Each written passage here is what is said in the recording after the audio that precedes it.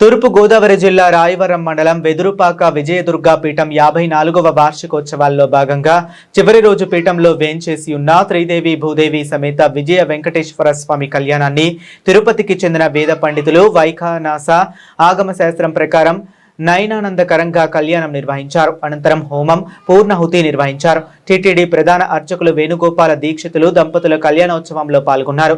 ఘాట్ చిత్రపటం వద్ద పూజలు నిర్వహించారు. ఈ సందర్భంగా వేణుగోపాల దీక్షితులు మాట్లాడుతూ పీఠంతో తనకున్న అనుబంధాన్ని భక్తులకు వివరించారు. తిరుమల తిరుపతి నుంచి తీసుకువచ్చిన స్వామివారి ప్రసాదాన్ని విజయదుర్గా సేవా సమితి ప్రతినిధులకు అందజేశారు. సాయంత్రం 6 గంటలకు అమ్మవారికి మణిద్వీప వర్ణన, సామూహిక పారాయణ, గులాబీ అర్చన, నీరాజనం, మంత్ర పుష్పాలు జరిపారు. ఈ కార్యక్రమంలో పీఠం అడ్మినిస్ట్రేటర్ విని బాపిరాజు, పిఆర్ఓ బాబీ, విజయదుర్గా సేవా సమితి ప్రతినిధులు, భక్తులు పాల్గొన్నారు. అటువంటి ఆలోచన కూడా లేదు. ఆ సమయంలో గురుదేవులు గారు ఎప్పటికన్నా స్వామివారి ప్రధాన అర్చకులు అవుతారా, ఆయన అమ్మవారు నా దగ్గర చెప్పిస్తారని. ఎక్కడంటే మా బాబాయ్ గారు వాళ్ళందరూ ఉన్నారు, మా పెద్దవాళ్ళు ఉన్నారు కదా, అంత అవకాశం ఎక్కడ వస్తుంది, వాళ్ళందరూ పెద్దవాళ్ళు ఉన్నారు కదా అంటే, లేదురా అబ్బాయి నేను చెప్తున్నా నీకు వచ్చేస్తుంది అన్నాను. తర్వాత కొంచెం రాజకీయ పరిణామాలు జరగడం, ఇది లేకుండా తిరుమల తిరుపతి దేవస్థానం వాళ్ళు నన్ను ప్రధాన అర్చకులుగా నియమించుకోవడం జరిగింది. ఊహించి ఇటువంటి సంఘటనలన్నీ కూడా ఎన్నో గురువుగారు తెలియజెప్పడం జరిగింది.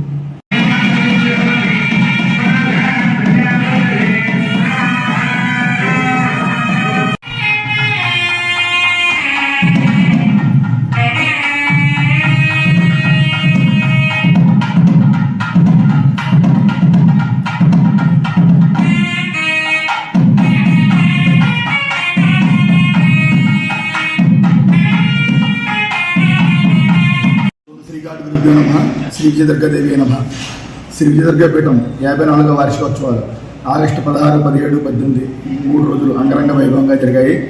చివరి రోజైన 18వ తారీఖు మంగళవారం నాడు శ్రీ విజయ వెంకటేశ్వర స్వామి కళ్యాణం అంగరంగ వైభవంగా జరిగింది.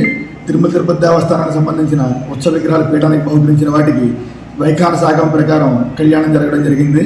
ఈ కళ్యాణ కార్యక్రమంలో తిరుమల ప్రధాన అర్చకులు వేణుగోపాల దీక్షితులు దంపతులు, అలాగే ద్రోణంరాజు లక్ష్మీనారాయణ గారు, అలాగే మన నెల్లూరు చెందిన హెచ్డిపిటి సభ్యుడు కోట సునీల్ కుమారు, అలాగే కందరపు హనుమాను, వివిధ రకమైన వ్యక్తులందరూ కూడా పాల్గొన్నారు. ఈ కార్యక్రమంలో దేశ విదేశాల నుంచి కూడా వచ్చి భక్తులు విశేష రీతిలో పాల్గొని అమ్మవారి గురువుగారి ఆశీస్సులు పరిపూర్ణంగా పొందారు. 18వ తారీఖు రాత్రి అమ్మవారికి మణిద్వీప వర్ణంతో ప్రత్యేక అర్చన, అనంతరం దర్బార్ సేవ జరిగి ఈ కార్యక్రమాలు ముగిశారు.